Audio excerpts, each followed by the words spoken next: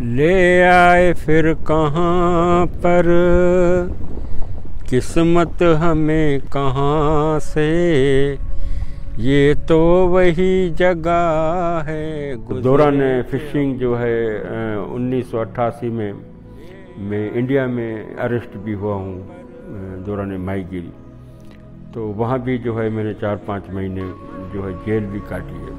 ज़मीनी और खुश्की की ज़िंदगी से आबी ज़िंदगी कितनी मुख्तलिफ है, माही गिरों और किश्तीबानों को किस कदर चैलेंजेस और मुश्किलात का सामना होता है, उनको क्या क्या फ़नून आने चाहिए।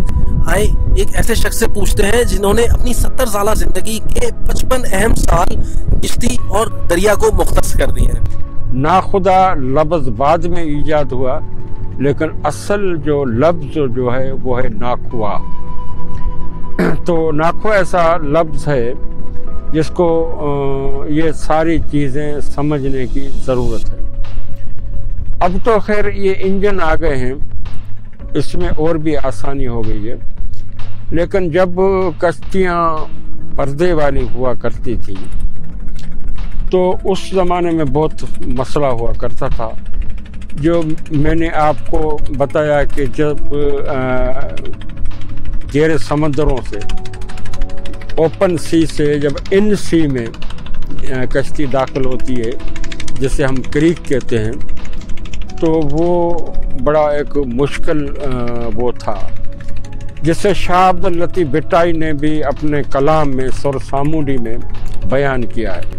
तो इन सारी चीज़ों को मद्देनज़र रखते हुए उसने आखिर में आकर के सोना मत ना खुदा, तो ये बहुत ही एक डिफ़िकल्ट, एक मुश्किल चीज़ है, क्योंकि इसकी पर छोटे बच्चे से लेके इसकी तालीम लेनी पड़ती है, फिर जाके इसमें माहिर होता है।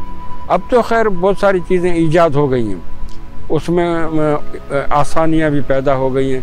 मिसाल के तौर पे जैसे GPS आ गया, फिश पाउंडर आ गया और नेविगेशन आ गया, तो इन लोगों ने सम्मत का तयन करना, पानी की गहराई बताना और सम्मत बताना, तो ये सारी चीज़ें इसमें आ गई।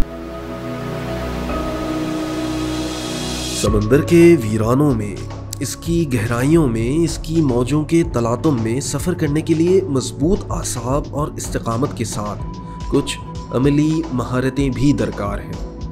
अपनी नाव को लंगर अंदाज करना, गहराई की पैमाइश करना, इंजन को समझना, समंदर में दौराने शब सफ़र करते हुए दूसरी किश्ती के लोगों को इशारा देकर अपनी समत से आगाह करना, वगैरह वगैरह। जब आप समंदर में जाओगे तो फिर आपका दारो मदार उसी इंजन पे है जो आपकी लांच में लगी हुई है, और आपका जो है ऐसा कोई मददगार वहाँ नहीं है। तो इसलिए वो भी जो है इंसान को सिखा देता है कि भाई इंजन में अगर जो काम हो तो उसको आप जानते हैं।